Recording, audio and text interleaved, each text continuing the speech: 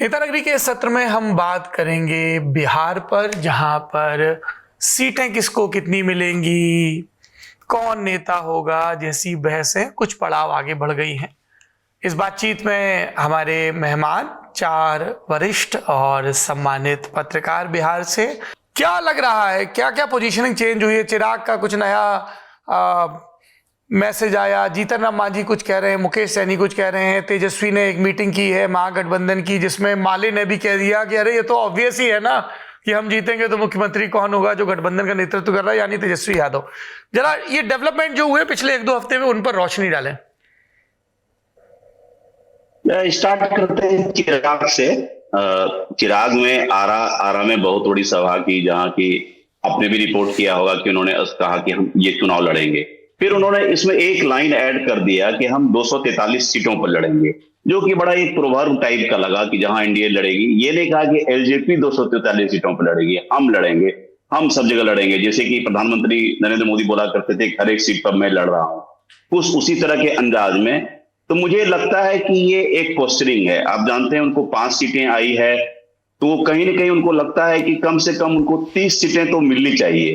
तो वो एक 40-50 की बात कर रहे हैं कि वो एक इंटरनली की उतनी सीटें मिले तो ताकि सम्मानित होगा, एक सम्मानजनक स्थिति होगी। तो वो उस पोस्टरिंग में दिक्कत क्या आ रही है कि जेडीयू की अपनी पोस्टरिंग, जेडीयू जितने भी एनडीए के एलाइज हैं उनको ये मैसेज दे रही है कि आप बीजेपी के एलाइज हैं, आप हमारे एलाइज नहीं। तो यहीं से प्रॉब्लम हो रहा है, क्योंकि सबसे जूनियर पार्टनर्स में सबसे बड़ा पार्टनर एलजेपी रामविलास है। इसीलिए चिराग की एक एग्रेसिव पोस्टरिंग पहले उन्होंने अपने उनके जो बहनोई हैं जमुई के सांसद अरुण कुमार भारती से ट्वीट करके करवाया। अब फिर बाद में खुद खुले मन से आए और उन्होंने कहा कि हम चुनाव लड़ेंगे। तो मुझे लगता है कि जब बात कही उनकी पार्टी के नेताओं से बातचीत किया तो उन्होंने ये माना कि ये एक पोस्टरिंग है, सीट शेयरिंग के पहले जो पोस्टरिंग होती है। क्योंकि जेडीयू बीजेपी अगर मान के चले कि कन्वेंशनली 100 सीटों पर लड़ते हैं तो 43 सीटें बचती है, तो उसमें कैसे बार्गेन करेंगे। दूसरी तरफ जीतन राम मांझी कहते हैं कि जब मैं मुख्यमंत्री बना था तो बहुत काम अधूरे रह गए थे, ये तब पूरा होगा जब कम से कम मैं 20 सीट जीतूं, 20 सीट में तब जीतूंगा कम से कम 30-35-40 लड़ूं। उनकी है। उपेंद्र कुशवाहा भले ही उनके पास कोई एमपी एमएलए नहीं है, लेकिन वो कुशवाहा के अभी भी, अगर कुशवाहा का एक बड़ा नेता है पूरे बिहार में, पेन बिहार लीडर, वो उपेंद्र कुशवाहा हैं। उनकी एक अच्छी खासी कंस्टिट्यूएंसी है, वो डैमेज तो जरूर कर सकते हैं। वो लास्ट विधानसभा इलेक्शन में भी शाहबाद क्षेत्र में जेडीयू में अच्छा नहीं किया, तो उसमें कहीं ना कहीं कुशवाहा जो इंडिपेंडेंटली लड़े थे उसकी बड़ी भूमिका थी। तो ये अभी बहुत टफ पोस्टरिंग ये एनडीए की तरफ चल रही है। आपने फिर चर्चा की तेजस्वी की। ये महागठबंधन की कोऑर्डिनेशन कमेटी बनने के बाद कोऑर्डिनेशन कमेटी की 1-2-3 बैठकें हुई।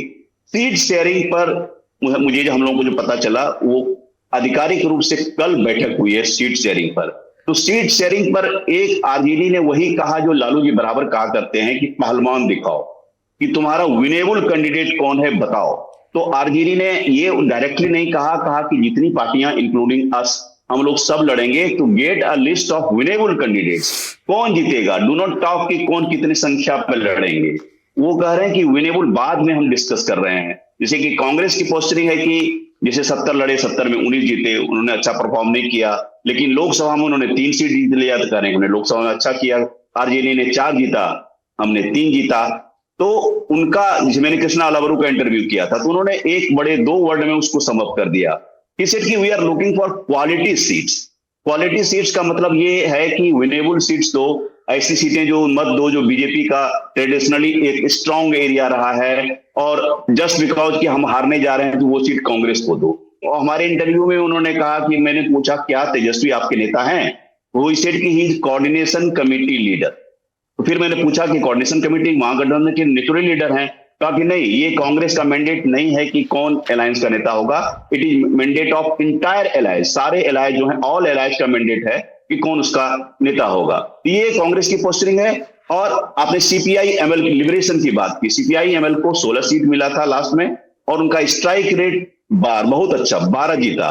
19 लड़े थे और 12 जीते थे माले वाले। सीपीआई को 6 मिली थी और सीपीएम को 4 मिली थी। कांग्रेस को 70, आरजेडी को 144। Okay, I stand corrected. जी।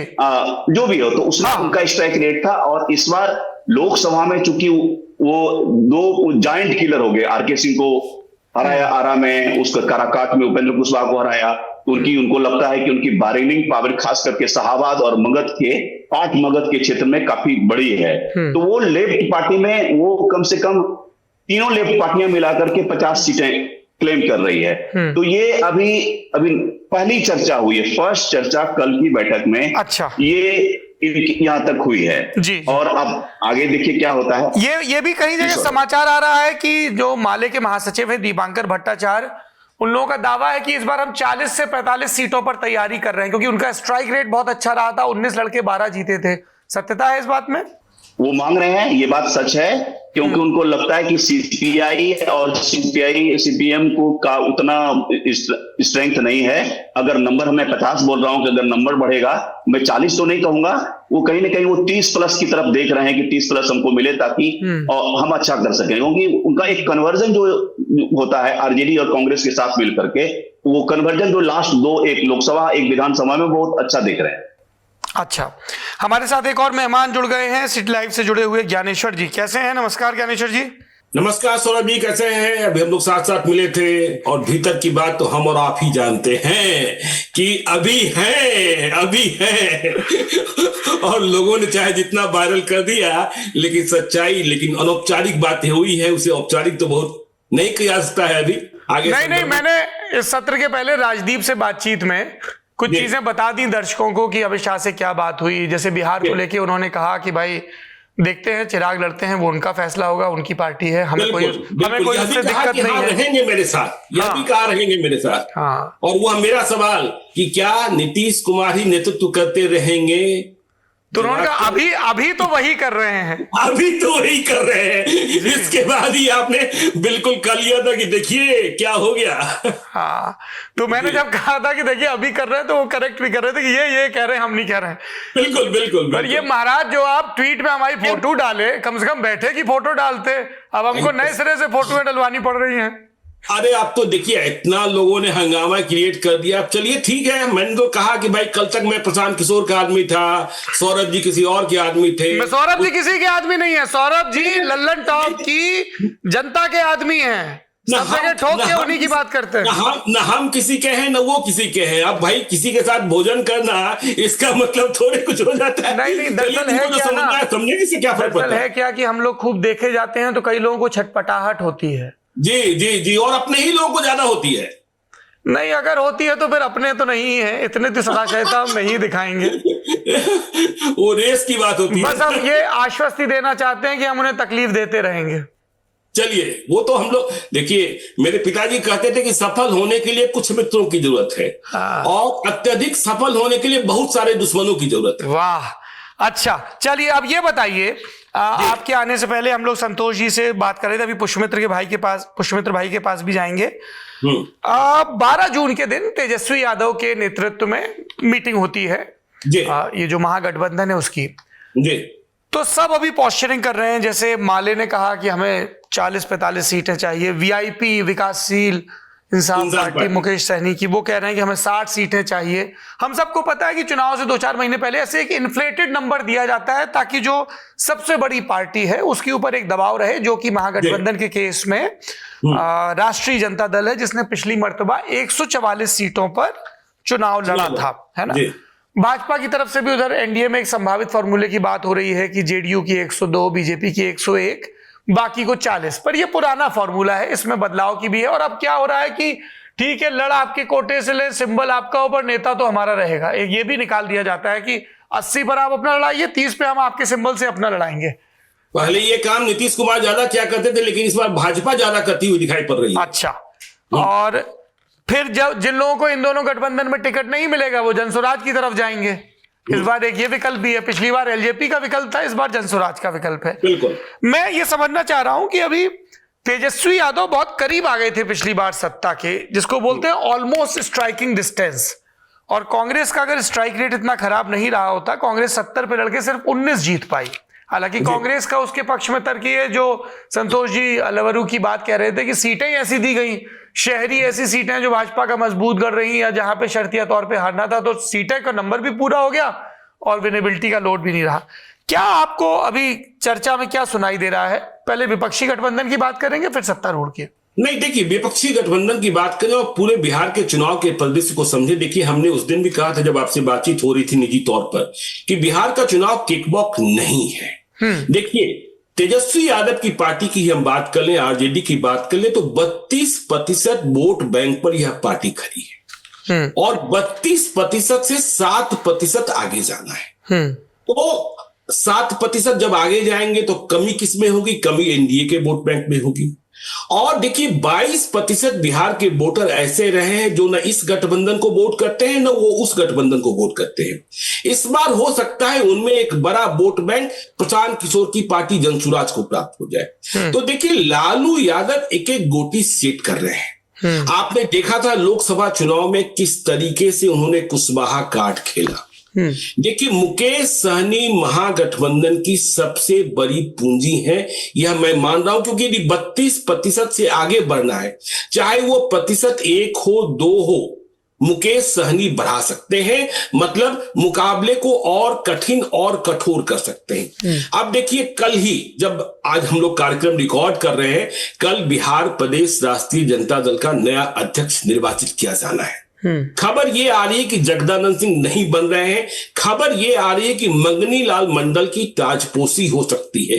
अब जब मंगनी लाल मंडल की ताजपोशी की बात यदि सत्य होती है, सुबह नामांकन का जब पर्चा भरा जाएगा, तो इसका मतलब कि लालू यादव और तेजस्वी यादव ने धानुक वोट बैंक में भी सेंधमारी की तैयारी कर दी। धानुक वोट बैंक जो है, पहले क्या था बिहार में कहा जाता था कुर्मी, कोयली, धानुक, ये तीनों एक हैं और इसके सबसे बड़े नेता नीतीश कुमार हैं। लेकिन धानुकों को अपनी उपेक्षा दिखाई पड़ रही है। वह एक सर्वदलीय सम्मेलन भी पटना में करने जा रहे हैं। तो मंगनी लाल मंडल जब आते हैं तो कुशवाहा के साथ धानु भी कुछ न कुछ तेजस्वी यादव को प्राप्त होगा। तो देखिए, मुकाबला बहुत रोमांचक होना है और यह आप नहीं कह सकते हैं। हाँ, हम यह कह लें कि एज है, लेकिन हाँ, बहुत बड़ा अंतर है। यह बात सही नहीं है आज की तारीख में। सौरभ जी, बिहार का चुनाव रोमांचक है और बिहार में मुकाबला होना है। अब देखिए, जो आपने कहा कि 12 जून की बैठक, सीटों की बात आपने ठीक कहा कि लोग पोस्टिंग करते हैं कि भाई हमें 60 सीटें वीआईपी को दे दी जाए, 40 सीटें माले को दे दी जाए और 70 सीटें दे दी जाए कांग्रेस को, तो 170 यही हो गए। उसके बाद सीपीएम, सीपीआई और यदि पशुपति पारस आते हैं तो उनके लिए उसके बाद आरजेडी के लिए क्या बचता है। तो देखिए, कहने वाले यह भी कह रहे हैं कि कांग्रेस को नियंत्रित करने के लिए मुकेश सहनी को तेजस्वी यादव ने आगे रखा है कि भाई मुकेश सहनी 60 सीटें मांग रहे हैं। अब आप कांग्रेस की यह जरूर ख्वाहिश है कि क्वालिटी सीटें मिले। इस बात से मैं भी सहमत हूं कि पिछली बार उन्हें जो सीटें दी गई थी 70 सीटें, उनमें बहुत सारी सीटें ऐसी थी जहां लड़ने के लिए कांग्रेस के पास उम्मीदवार भी नहीं थे, आरजेडी के पास भी उम्मीदवार नहीं थे। अब सोचिए, हरनौत नीतीश कुमार का विधानसभा क्षेत्र, वह सीट कांग्रेस को मिल गई। नालंदा, वह सीट कांग्रेस को मिल गई।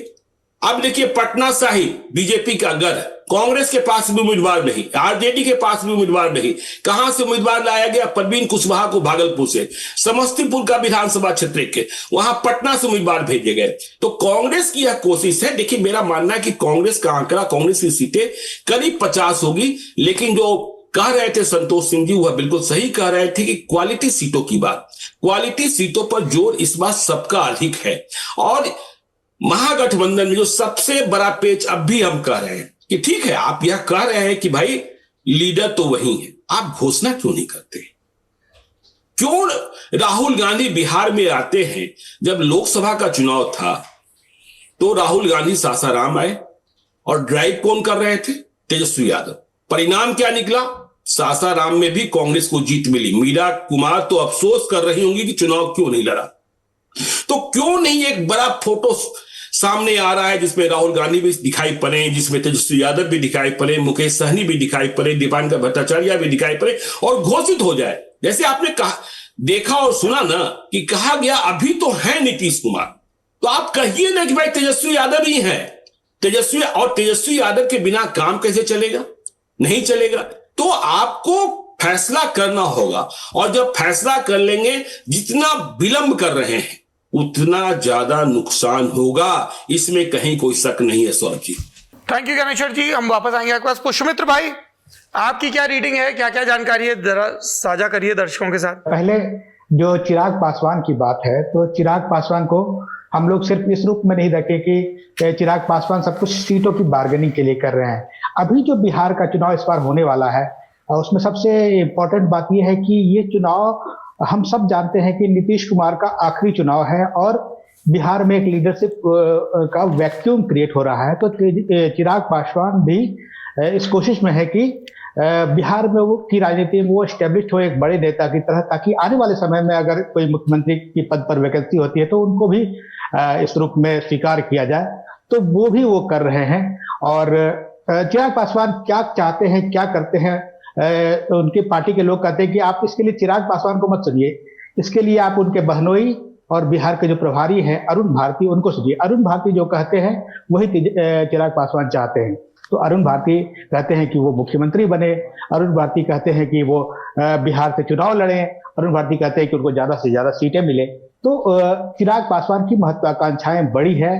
वो सीटों का तो एक मसला है ही, क्योंकि हम सब जानते हैं कि इस वक्त जो एनडीए में जदयू और भाजपा है, इन लोगों ने लगभग 200 से कुछ ज्यादा सीटें, 2-4 सीटें अपने लिए रख ली है और बाकी सीटों को छोड़ दिया है 3 पार्टियों के लिए, जिसमें चिराग है और जीतन राम मांझी की पार्टी है और उपेंद्र कुशवाहा की पार्टी है। तो ये इसलिए हम लोग देखते हैं कि ये तीनों नेता जो है आपस में एक दूसरे पर आरोप प्रत्यारोप भी कर रहे हैं। खासतौर पर चिराग पासवान की पार्टी और जीतन राम मांझी की पार्टी में बहुत ज्यादा कटु संबंध सार्वजनिक हो रहे हैं। जीतन राम मांझी तो कई बार सीधे सीधे उन्होंने कहा कि देह नचा के अगर कोई कुछ बोल दे तो उसका कोई मतलब नहीं होता। इस तरह से मतलब बहुत कटु एक दूसरे पर आरोप प्रत्यारोप हो रहे हैं।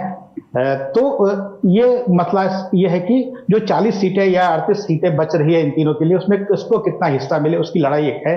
लेकिन उसके साथ साथ चिराग पासवान की अपनी महत्वाकांक्षाएं भी है जो चाहते हैं कि बिहार की राजनीति में एस्टेब्लिश हो। एक तो चिराग का मसला ये है। दूसरा मसला जो है जदयू का बहुत इंपॉर्टेंट मसला है। हम सब कहते हैं कि नीतीश कुमार अब कमजोर पड़ रहे हैं, नीतीश कुमार बीमार रहते हैं, विपक्षी पार्टियां भी कहती है कि निस्तेज हो गए हैं। लेकिन ये बड़ा दिलचस्प है कि बिना कुछ कहे अंदर ही अंदर नीतीश कुमार की बार्गेनिंग शक्ति यह है कि वो आज भी उनकी पार्टी के लोग कहते हैं कि हम 1 सीट ही ज्यादा लेंगे, लेकिन बीजेपी से 1 सीट ज्यादा पर लड़ेंगे। और ये बात हर कोई स्वीकार कर रहा है बिहार में कि नीतीश कुमार 1 सीट पर ही ज्यादा लड़ेंगे, लेकिन वो लड़ेंगे 1 सीट ज्यादा पर। तो नीतीश कुमार अभी बार्गेनिंग में सबसे आगे चल रहे हैं एनडीए। अब जो बात है महागठबंधन की, तो महागठबंधन में मोटा मोटी जैसे कि हम देखते हैं कि अप्रैल मई तक एनडीए में तालमेल बहुत अच्छा दिख रहा था। सभी एनडीए के 5 जो घटक दल है एक साथ जाके पूरे बिहार में इन्होंने हर जिले में जाके प्रेस कॉन्फ्रेंस किया, सभाएं की, सब कुछ किया और लग रहा था कि सब कुछ ठीक ठाक है। लेकिन अचानक अभी इधर उनके बीच में टकराव दिखने लगे, जबकि 2 महीने पहले महागठबंधन में एक दूसरे पर आरोप प्रत्यारोप खूब थे परोक्ष रूप से। जैसे कांग्रेस और आरजेडी को लेके बहुत सारी किस्से चलते थे और ये मुकेश सहनी कुछ और कहते थे और भी लेफ्ट पार्टी की तरफ से भी बहुत सारी चीजें कही जाती थी। अब थोड़ा सा इन लोगों के बीच में आपसी समन्वय ठीक लग रहा है और ऐसा ये लोग एक साथ बैठ रहे हैं, बातचीत कर रहे हैं और एक सुर में बातचीत कर रहे हैं। इसलिए लग रहा है कि इनका आपसी समन्वय थोड़ा ठीक है। और जो बात तेजस्वी के लीडरशिप की है, मुझे ऐसा लगता है और ऐसी बात कही भी जा रही है कि बेसिकली तेजस्वी की लीडरशिप के साथ एक दिक्कत ये है कि उनकी पार्टी के साथ जंगल राज का टैग है और इन लोगों ने आपस में विभाजित कर दिया है कि तेजस्वी राजद के जो अपने वोटर हैं वो है तेजस्वी के साथ और उसके साथ साथ तेजस्वी और जितनी जातियों को जोड़ ले वो उनका एक्स्ट्रा बेनिफिट है। दक्षिण बिहार में खासतौर पर शाहाबाद और मगध के इलाके में सीपीआई एमएल एक मजबूत ताकत है। वो जब इन लोगों के साथ मिल जाती है तो ऐसा डेडली कॉम्बिनेशन बनता है कि वहां बीजेपी और एनडीए भी कोई सीट नहीं जीत पाती है। तो ये उनकी ताकत है। और जो मुकेश सहनी है 9% निषादों का वोट है, उसमें कहा जाता है कि 3-4% वोट वो ले आते हैं, तो ये उनकी ताकत है। और जो चौथा कांग्रेस बच जाता है तो कांग्रेस की ताकत तो कुछ नहीं रही है खास, लेकिन कांग्रेस ने इस बार तय किया है कि वो अति पिछड़ों और दलितों में खास तौर पर रविदास जाति पर फोकस उनका है, तो उस पर लगे हुए, इसलिए वो बार बार अंबेडकर छात्रावास जाते हैं, कर्पूरी छात्रावास जाते हैं और उन जातियों के इन्फ्लुएंसर को अपने पाले में रखने के लिए संविधान सभाएं करते हैं और इस तरह की चीजें कर रहे हैं, तो उनका फोकस वो है। अब ये है वास्तविकता की जो वोटर अति पिछड़े और दलित हैं वो राजद के वोटर से थोड़े से भयभीत रहते हैं और उनका थोड़ा सा 36 का आंकड़ा है। इसलिए स्ट्रेटेजिकली मुझे लगता है कि ये लोग तेजस्वी का नाम आखिर तक नहीं लेंगे, ताकि इनका वोट भी ना गड़बड़ाए, इनका वोट भी ना गड़बड़ाए। इस बीच में सब इशारे करते हैं कि तेजस्वी तो है ही, तो ये इनकी स्ट्रेटजी है। तो ये दोनों गठबंधनों की बात है अभी तक की स्थिति में, मुझे ये समझना है। अच्छा, शुक्रिया संतोष जी। जेडीयू और बीजेपी के खेमे में क्या तैयारी है, किस तरीके के फैसले लिए जा रहे हैं? अमूमन हमने देखा है कि चुनाव के पहले कतई चुनावी फैसले होते हैं सरकार के स्तर पर। सबसे पहले मैं जेडीयू का पार्टी के स्तर पर मैं बताना चाह रहा हूं सौरभ, जो कि पार्ट छूट गया था। कल जेडीयू की भी बैठक हुई है इंडिपेंडेंट, उसमें जेडीयू के 4 बड़े नेता मंत्री विजेंद्र प्रसाद यादव, विजय कुमार चौधरी, जो पार्टी के national working president Sanjay Jha और एक और नेता है ललन सराफ, ये लोग मिले। और मुझे जो जेडीयू के मतलब इंटरनल सोर्सेस से जो पता चला, पिछली बार वो जब 115 लड़े थे, इस बार उन्होंने 122 की लिस्ट तैयार की है और उसमें सरप्राइजिंगली बीजेपी के भी 8 या 9 सीट्स हैं। वो चंपारण, मुजफ्फरपुर, सारण, इन सब बेल्ट के। उनका तर्क ये है कि लास्ट में लोकसभा में वो 5 या 7 हजार वोट से वो हारे हैं, क्योंकि वो चिराग फैक्टर था। और इस बार वो साथ में बेटर कन्वर्जन रेट, उनको लगता है कि उनकी बेटर विनेबिलिटी है देन द बीजेपी। वो उस सीटों को स्वैप करने के चक्कर में है। सरकारी स्तर पर कल एक निर्णय हुआ, अनाउंसमेंट हुआ कैबिनेट में, तो बाद में आएगा। इसमें कहा गया कि मुखिया को 8,500 हजार पंचायत है तो उतने मुखिया हैं, और उनका अधिकार जो मनरेगा में जो काम देते हैं वो 5 लाख तक का था, तो कोई एडमिनिस्ट्रेटिव अप्रूवल की जरूरत नहीं होती है। वो 5 लाख से 10 लाख कर दिया गया इन इलेक्शन ईयर। तो भले ही हमारा पंचायती चुनाव नहीं लड़ा जाता है पॉलिटिकल लाइंस पर, लेकिन उसके सारे मुखिया सरपंच जो भी होते हैं उसके पॉलिटिकल एफिलिएशन होते हैं। तो साथ में पीआरआई, पंचायती राज इंस्टीट्यूशंस के जितने भी प्रतिनिधि हैं, जिला परिषद के प्रेसिडेंट, वाइस प्रेसिडेंट, उन सब के अलाउंसेस भी बढ़े हैं, कुछ तो सब्सटेंशियली बढ़े हैं। 20 से 30 हजार हो गए जिला परिषद का, 15 से एक मुझे पता नहीं है, मतलब वो कोट नहीं कर रहा हूँ फिगर, लेकिन सब्सटेंशियली मतलब 70%, 80% इस तरह से बढ़ गए हैं। तो इस तरह के निर्णय मुझे लगता है कि कमिंग डेज में, जिसको हम पॉपुलर भाषा में डोल्स कहते हैं, उसकी काफी तैयारी मतलब वो इन द ऑफिंग है, वो होगा अभी आने वाला है, जब तक वो मॉडल कोड ऑफ कंडक्ट नहीं आता है। और आपने बीजेपी की बात कही, तो बीजेपी अपने पत्ते नहीं खोल रही है। ज्ञानेश्वर जी ने एक बहुत मार्केबल बात कही, उसको मैं थोड़ा सा एलाबोरेट करूंगा कि आरजेडी ने यूज किया है वीआईपी को, मुकेश साहनी को ज्यादा सीट मांगने के लिए, ताकि कांग्रेस कंट्रोल में रहे। मैं तकरीबन वही कह सकता हूं कि BJP might be using Chirag to ask more seat to put JDU under control. कि भाई जेडीयू को कहना है कि आप उनके एलाए हैं, वही 122 लड़ने की बात कर रहे हैं, ज्यादा सीटों की लड़ने की बात कर रहे हैं। आप जीते थे 43, इसकी चर्चा नहीं कर रहे हैं कि आप 43 जीते थे। तो मुझे लगता है कि बीजेपी की स्ट्रेटजी वेट एंड वॉच की है। उनको लगता है कि अपने एलाइज जो है, उनकी जूनियर एलाइज, वो आपस में सेटल करें। जीतन राम मांझी और चिराग की बहुत पुरानी है, उनकी चिराग रामविलास पासवान से भी नहीं बनती थी, क्योंकि दोनों दलित लीडर है, एक मुसर समाज से आते हैं। पासवान की कम्युनिटी ऑफकोर्स सबसे बड़ी 5.3 है, फॉलोड बाय 5.2 है रविदास का, तो और मूसर का करीब 3% है। भुइयां जोड़ने के बाद थोड़ा सा 3 से ऊपर हो जाता है।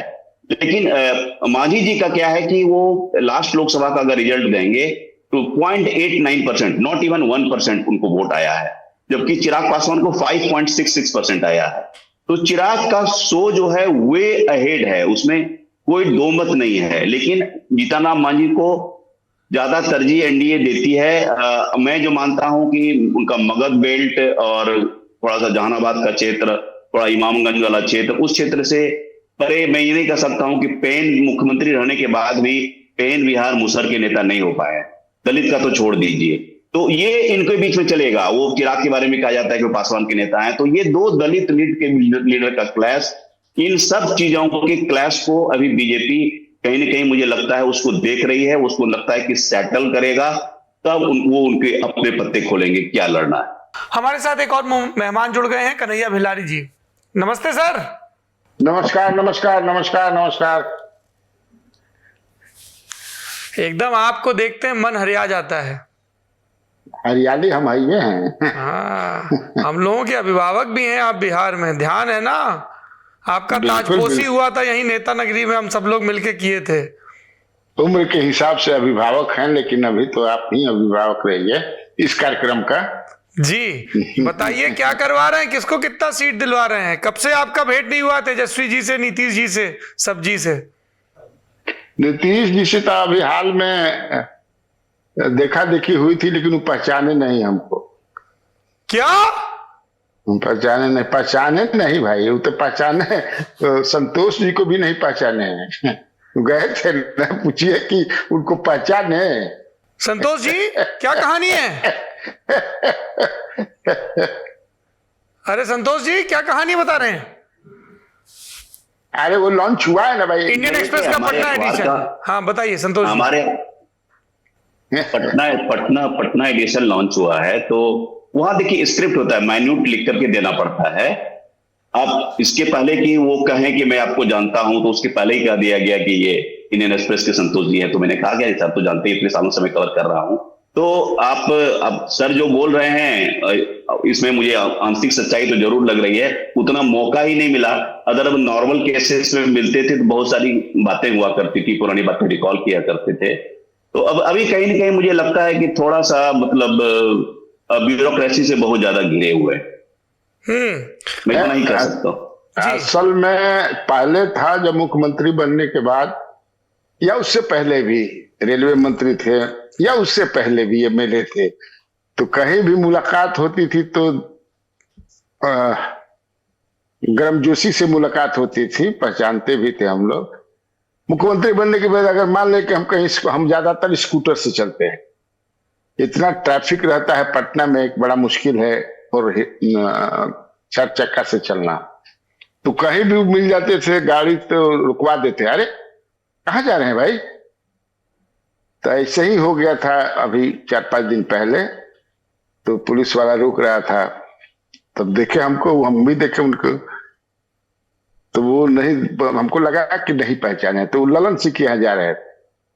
दिल्ली से जब आए थे दूसरे दिन, ललन सिंह का घर भी मैं जा रहा होता हूँ, बगल में ही है, तो मैं जान गया कि ललन सिंह के यहाँ भी, तो वहां भी गए तो 2-4-5 मिनट के बाद भागे। अब तो कहीं जाते हैं तो 150 सेकंड रहते हैं, ये कहा है सबकी 150 सेकंड से ज्यादा इनको मत रखिए, तो वही रहते हैं। अब क्या कारण है कि 150 सेकंड से ज्यादा नहीं। और तेजस्वी जी से कब से भेंट नहीं हुआ है? तेजस्वी तो हमारे बेटे का सगाई था, उसमें आए थे, उसके बाद नहीं मुलाकात है। तो क्या जानकारी आ रहा है दोनों खेमों से? अरे दोनों तरफ से क्या कि जो है जंगे मैदान में दोनों तरफ से जो है सेनाएं खड़ी हो गई हैं। महाराज ये तो हमको भी पता है, सीट वीट का बताइए ना, क्या जानकारी? सब इंटेल इतना रखते हैं, थोड़ा शेयर करिए नेता नगरी के साथ। सीट का क्या है यार, ये एनडीए में बोल दिया गया है कि जो 2 बार से हार रहा है लगातार विधानसभा में, उसको टिकट नहीं दिया जाए। हाँ, ये हुआ है। और इसके बाद हुआ है कि ये अदला बदली हो सकता है, तो 2 बार से मान लो बीजेपी के कहीं से कैंडिडेट लड़ रहे हैं, तो होगा कि भाई अब आप बीजेपी से ये सीट नहीं निकलेगी, इसलिए इसको जेडीयू को दे दिया जाए या आरएलएम को दे दिया जाए, या फिर चिराग आते हैं तो दे दिया जाए। चिराग आएंगे कि नहीं आएंगे, क्योंकि मुझे तो लगता है उनका मन कर गया है कि कूड़ा की तरह इस बार मौका मिल सकता है। मतलब ऐसी स्थिति, अरे भाई कूड़ा का जिस तरह कूड़ा को लॉटरी लग गई थी ना। अच्छा, मधु कोड़ा। अरे महाराज कुछ नया दर्शक भी है, इतना पुराना रेफरेंस ला रहे हैं, थोड़ा खोल के बताइए भाई। है तो उनको लॉटरी लग गई थी उनकी, तो इस बार सोच रहे हैं कि क्योंकि इनके जो 2-3 सलाहकार हैं, नाम नहीं बताना ठीक होगा, उनके बारे में सब कहता है उन्हीं के पटिया का कि हमारे यहाँ 3 इनके सलाहकार विषधर हो गए हैं, विषधर सलाहकार। वो बढ़िया भी सलाह नहीं दे रहे। उनको लगता है कि मौका आने वाला है कि आपको जो है आपके सर पर ताज हो सकता है कुछ दिनों के लिए या जते के लिए।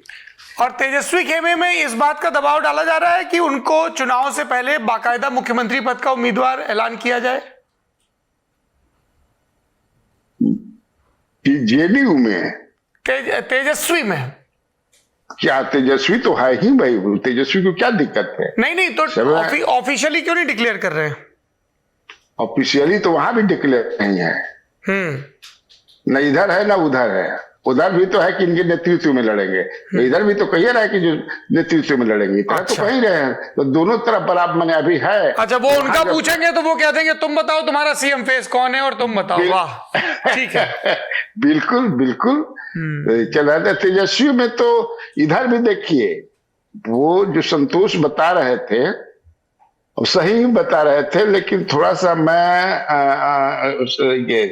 मुकेश सहनी का है कि मुझे जो लगता है कि मुकेश सहनी ये देख रहे होंगे कि अगर चिराग पासवान वहां से हटते हैं तो मेरी एंट्री होगी, तो पिछले बार 11 सीटें मिली थी, तो इस बार कुछ बढ़ सकती हैं। देखिए, एक बात तो जो संतोष बता रहे थे कि भाजपा के ही लोग बोल रहे होंगे उनको, चिराग पासवान को, कि इसी तरह से एक्सीलेटर दबाए रहिए, एकदम एक्सीलेटर जो है फुल पर रखिए।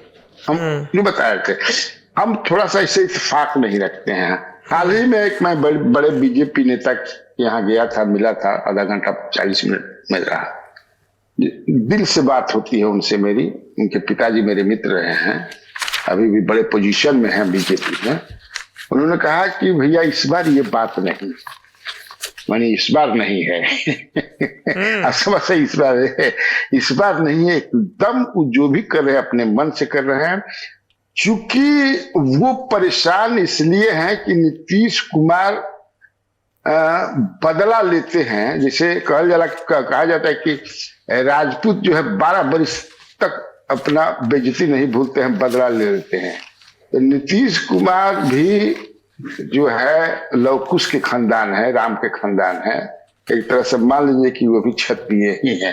तो 12 वर्ष का और भी बढ़ा करके वो एकदम इसमें है कि नहीं, हम जो है एक सीट भी इनके लिए नहीं छोड़ेंगे। और ये जो मुझे 32-33 सीटें हरवाए हैं पिछले बार, वो भूल नहीं पाते हैं। तो हमने उनसे पूछा कि भाई भूल नहीं पाते हैं कि उनका तो टावर ही नहीं, टावर कभी कभी पकड़ता है उनका, टावर तो हमेशा लगता है टावर से बाहर रहते हैं। लेकिन ना ना ना ना, आपको भ्रम है, टावर बढ़िया उनका पकड़ता है। ये चीज जब आता है दिमाग में, मैंने कोई भी तो वो नहीं भूलते। इसीलिए हाँ। अब लेकिन अभी ये देखिए ना कि पहले के मुकाबले उनकी अपनी ही पार्टी पे उनका पकड़ कितना मजबूत है। उनकी पार्टी तो उनके हाथ से निकल गई है। ललन सिंह है, संजय झा है, इसके बाद संजय गांधी हैं जो एमएलसी हैं, ललन सराफ हैं वो हैं, विजय चौधरी जी हैं वो हैं, अशोक चौधरी हैं वो हैं। तो पिछली बार जिसे टिकट बांटने में मुख्य भूमिका में थे आरसीपी सिंह और नीतीश कुमार बैठ के, इस बार ये सब लोग भी बांटेंगे और रहेंगे। जो चर्चा है, क्योंकि नीतीश कुमार जी का नहीं कि कभी टावर पकड़ता है, कभी छोड़ता है, कभी पकड़ता है।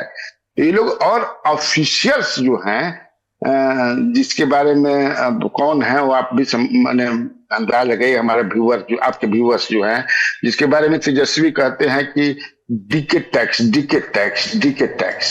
तो वो रहेंगे। इसके बाद और भी 2-4 लोग हैं वो रहेंगे। ये सब लोग मिल करके अपना टिकट का बंटवारा करेंगे। एक चीज और है कि जो इंफॉर्मेशन मैं शेयर कर रहा हूं आपसे, कि पिछले लोग विधानसभा चुनाव में एक तो जीते थे चिराग पासवान, मटिहानी वाला राजकुमार सिंह जीते थे, बाद में जेडीयू में मिल गए। 9 लोग जो है इनके सेकंड ये थे, उसमें 2 जो है आए थे आपको जेडीयू से बगावत करके। एक जगदीशपुर वाले भगवान सिंह और एक मुझे लगता है हरनौत या कहीं से थे, क्या नाम था उनका, कोई महिला थी। वो एकदम अड़े हुए हैं कि हम जो सेकंड जहां किए हैं हम तो लेंगे, जैसे 40 से शुरू किए थे, जो इन्फॉर्मेशन हमारे पास आया है तो इनको 30 कि भाई 5 हमारे एमपी जीते हैं तो 6 5 30, एक एमपी में 6 होता है, लेकिन सुनते हैं कि 27 कहा गया कि आप 26 27 ले लीजिए, 26 27 है, तो उसमें वो कह रहे कि 9 जो है ये जरूर हम लेंगे, ये 9 में जो है वो ज्यादातर लगभग सब जेडीयू का सीट है वो सब जेडीयू का सीट है। नीतीश जी की तरफ से है कि सवाल ही नहीं है, एक सीट भी 9 में इनको नहीं देंगे हम, तो यही सब बात है जी। बहुत बहुत धन्यवाद। ज्ञानेश्वर भाई क्या जोड़ेंगे इसमें? हाँ सौरभ जी, चिराग पासवान को लेकर तमाम बातें हुई। देखिए, चिराग पासवान और जीतनराम मांझी के बारे में जो संतोष सिंह जी ने कहा, देखिए कि उन्हें कितने प्रतिशत वोट आए और चिराग को कितने प्रतिशत वोट आए। मेरा मानना है कि ये दोनों नेता बगैर किसी गठबंधन के बिहार में कोई चुनाव नहीं जीत सकते। जीतनराम मांझी ने 1 सीट लड़ी, जीत गए, 100% स्ट्राइक रेट उनका भी माना जाएगा। चिराग पासवान ने 5 सीटें लड़ी, जीत गए, उनका भी 100% स्ट्राइक रेट माना जाएगा। लेकिन याद कीजिए कि जब चिराग पासवान कहीं नहीं थे, तारापुर और कुशेश्वर स्थान में उपचुनाव हुआ था, कितने मत आए थे? 3000 से 5000। स्वतंत्र हैसियत यही थी ना। अब देखिए सौरभ जी, उस बैठक के गवाह आप भी रहे हैं कि जब यह कहा गया कि चिराग पासवान साथ रहेंगे, अमित शाह ने यह भी कहा कि इस बार बिहार में कोई कंफ्यूजन नहीं रहेगा, लेकिन वह चुनाव लड़ना चाहते हैं तो इसे रोका भी नहीं जा सकता है। अब देखिए, कन्हैया बेलारी जी जो कह रहे थे मधु कोरा वाली बात, यह बात सही है कि चिराग पासवान मुख्यमंत्री बनना चाहते हैं। 2025 में कैसे बनेंगे यह समझ से परे है। 2030 की ख्वाहिश तो है, 2025 में क्यों? क्योंकि उन्हें लग रहा है कि नीतीश कुमार रिटायर होंगे, युवा नेतृत्व तेजस्वी यादव, चिराग पासवान, सम्राट चौधरी, प्रशांत किशोर, यदि चिराग पासवान इस लड़ाई में नहीं कूदे तो वह आगे पीछे छूट जाए। अब वह मधु कोरा की जो बात है, देखिए एक कई सर्वे की बात हो रही है, मैं तो इस बात से भी मुझे समझ में नहीं आती है बात की जो कहा गया पिछले दिनों कि 101 सीटें बीजेपी लड़ेगी, 102 सीटें जेडीयू लड़ेगी, बाकी 40 सीटें छोड़ी जाएगी, यही सर्वे का नतीजा है। अब कौन सा सर्वे बीजेपी ने करा लिया जिसमें बीजेपी को कम सीटों पर चुनाव लड़ना पड़ रहा है और जेडीयू को अधिक सीटें देनी पड़ रही है? यह बात समझ से परे है। यह तो राजनीतिक परिस्थितियां हो सकती हैं, यह सर्वे का नतीजा नहीं हो सकता है। लेकिन खैर, जो बाकी इंडिपेंडेंट सर्वे हैं जिसके बारे में कहा जा रहा है कि बिहार में महागठबंधन और एनडीए के बीच सीटों का फासला, संभावित फासला 25 से 30 सीटें नतीजों। अब यहीं चिराग पासवान ने संभावनाओं को तलाशना शुरू किया है। उन्हें लगता है कि कहीं 15 सीटें मुझे प्राप्त हो जाए और फिर 25-30 का ही अंतर रहेगा, प्रशांत किशोर का खाता खुल जाए। आज भी चिराग पासवान और प्रशांत किशोर एक दूसरे की तारीफ करते हैं।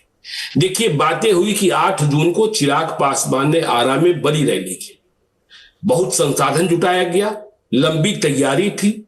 मुजफ्फरपुर में उपेंद्र कुशवाहा ने रैली की, उनके पास संसाधन कम थे, लेकिन इस बात को भी याद रखिए कि आजकल ऐसी 2 रैलियां रोज प्रशांत किशोर कर रहे हैं। और यदि भीड़ वोट का पैमाना नहीं है, मैं भी मानता हूं कि भीड़ को वोट में तब्दील करना बहुत कठिन होता है, तो यदि प्रशांत किशोर की सभाओं में आ रही भीड़ वोट नहीं है तो चिराग पासवान और उपेंद्र कुशवाहा की सभाओं में आई भीड़ को हम वोट कैसे मान ले? वह भी देखिए, क्योंकि वहां तो इतनी व्यवस्था की जा रही कि जिनके नारे गूंजेंगे उन्हें ही दावेदार माना जाएगा। कन्हैया बेलारी जी ने बिल्कुल सही कहा कि जेडीयू एक सीट भी नहीं छोड़ना चाहती है अपने खाते की लोजपा आर के लिए। देखिए, उन्होंने कहा, भगवान सिंह कुशवाहा का नाम लिया। भगवान सिंह कुशवाहा शायद स्वयं लड़े जगदीशपुर से। उन्होंने कहा हरनौत में ममता देवी चुनाव लड़ी थी लोजपा से, पहले जेडीयू में ही थी। और ममता देवी कौन? वही जो मेडिकल पेपर लीक किंग का जो माफिया संजीव मुखिया की पत्नी, उसे चिराग पासवान ने लड़ाया था। तो चिराग पासवान की ख्वाहिशें हैं कि 25 से 30 सीट में, यदि 15 सीटें मुझे आ जाती है, प्रशांत किशोर का खाता खुल जाता है। खाता तो खुलना है, यह बात सही है, क्योंकि देखिए रात को 9-9 बजे सभाएं हो रही है। और यह बात भी जो कह रहे थे, आपने ही कहा, पुष्यमित्र जी भी कह रहे थे कि अब लोग उनसे मिलना शुरू कर चुके हैं, वैसे लोग जो चुनाव लड़ना जानते हैं। और अब जब आयोगों का गठन हो गया है, बिहार में बोर्ड का गठन हो गया है, तो जो बेरोजगार लोग बैठे थे, जिनका सामंजन होना था हो गया, और जिनका सामंजन हुआ है वह मान चुके हैं कि अब हमें चुनाव नहीं लड़ना है। यदि उनके भीतर चुनाव लड़ने की इच्छा होगी तो वह कहीं और जाएंगे। तो ये सारी स्थिति परिस्थिति चिराग पासवान, देखिए चिराग पासवान रहेंगे, चिराग पासवान कहीं नहीं जाएंगे, लेकिन चिराग पासवान को कंट्रोल करना चाहते हैं नीतीश कुमार, इसमें कोई शक नहीं है। जेडीयू अपने खाते की कोई चीज छोड़ना नहीं चाहती है। लेकिन एक बात और हम कह दें जी, उपेंद्र कुशवाहा चिराग पासवान से ज्यादा महत्वपूर्ण फैक्टर हो गए हैं सौरभ जी। ये बात आप उस दिन भी कह रहे थे जब हम लोग भारत मंडपम में मिले थे। उपेंद्र कुशवाहा को यदि अंडर एस्टिमेट करने की, मैं मानता हूं कि उन्हें डबल डिजिट में सीटें नहीं मिलेंगी, ठीक है, लेकिन यदि सीटें कम की गई तो जिस तरीके का मगध, शाहाबाद और पटना का इलाका है, भोजपुर का इलाका है, जो अभी एनडीए के लिए सबसे कमजोर जोन है, सबसे कमजोर, और नीतीश कुमार ने जो 2015 में जो प्रयोग किए हैं ना, सभी लोग सहमत होंगे। जहानाबाद और गया में क्या है, शर्मा को वर्मा नहीं, वर्मा को शर्मा नहीं। भोजपुर में क्या है, शाहाबाद में क्या है, कुशवाहा को राजपूत नहीं, राजपूत को कुशवाहा नहीं, ब्राह्मण को राजपूत नहीं, राजपूत को ब्राह्मण नहीं, चंद्रवंशी को शर्मा नहीं, शर्मा को चंद्रवंशी नहीं। तो उपेंद्र कुशवाहा, देखिए सम्राट चौधरी को जिस दिन भाजपा घोषित कर दे कि ये मुख्यमंत्री है भाजपा, सारे कुशवाहा बीजेपी की ओर चले जाए। लेकिन जब तक घोषणा नहीं होती है, कुशवाहा की पार्टी उपेंद्र कुशवाहा की ही मानी जाएगी।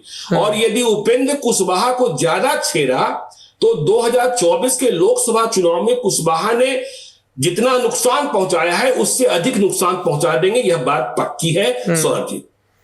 ठीक है, बहुत बहुत धन्यवाद। आप सब मेहमानों ने हमारे नेता नगरी के दर्शकों की बिहार के बारे में जानकारी में इजाफा किया। बिहार पे हमारी नजर बनी रहेगी, ये अभी फोकस स्टेट है अगले कुछ महीनों तक, जब तक चुनाव नहीं होते। बिहार में ललन टॉप की अपनी योजनाएं भी हैं जिनके बारे में हम जल्दी आपको बताएंगे। ये सत्र यहीं पर समाप्त होता है। संतोष जी, पुष्यमित्र जी, कन्हैया जी और ज्ञानेश्वर जी, आप चारों को मेरा बहुत बहुत प्रणाम और बहुत बहुत धन्यवाद। आपने अपनी जानकारी हमारे साथ साझा की, शुक्रिया।